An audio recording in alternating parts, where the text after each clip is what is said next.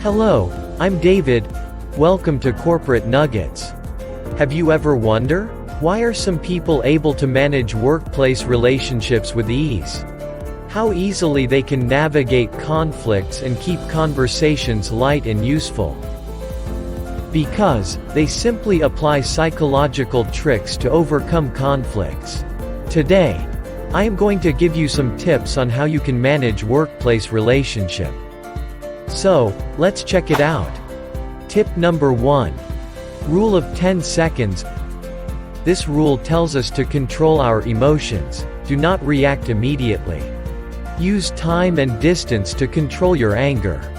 Listen and understand the entire scenario instead of quickly jumping into a conclusion. Keep your voice or words straight to the fact and evidence. Dr. Henry Cloud and Dr. John Townsend in their book Boundaries clearly articulated the principle of respond and react. When you are reacting, they are in control. But when you respond, you are in your control. The greatest leaders in history, like Winston Churchill, or recent one like Barack Obama, were masters at keeping their emotional cool. Tip number 2. Imessage. The essence of this rule suggests to pay attention to our conduct. Don't be a know-it-all or a show-off personality.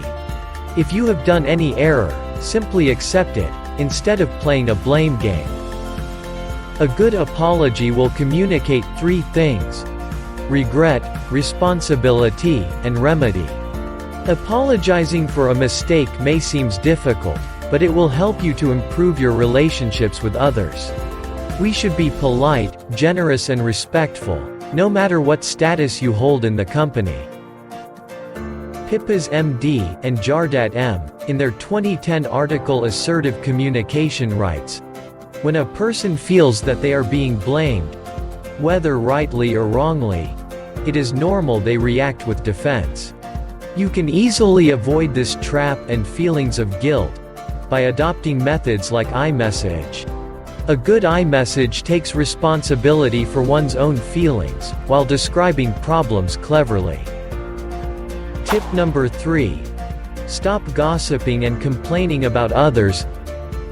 A healthy mind doesn't speak ill of others.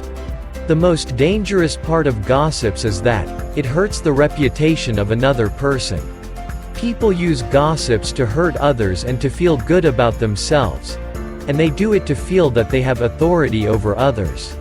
On the contrary, it makes you an unreliable and mean person in the eyes of others. Anne Frank in her book The Diary of a Young Girl writes, when her parents had chided her and reminded her of people who were in worse situation than her, she said, other people's situation, no matter how worse off, didn't make her problem any easier. This shows that by complaining about others, you do not solve anyone else's problem. Tip number 4.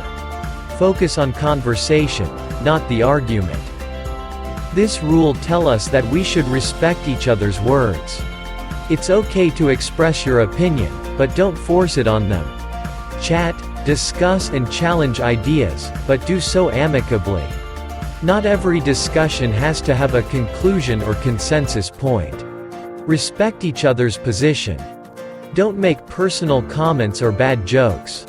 Remember, everyone has the right to have their say, just like you have. Tip number 5. Talk together and work it out. Whenever there is a dispute, focus on the resolutions, offer a solution or settle your problem. Asking the other person what they think is a good way to get control over conflicts.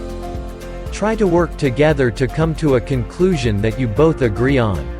Use humorous, active listening techniques in conflict resolution. Finally, we have come to the end of this video. I would say, follow all these rules carefully, whenever you are agitated, tired or on edge.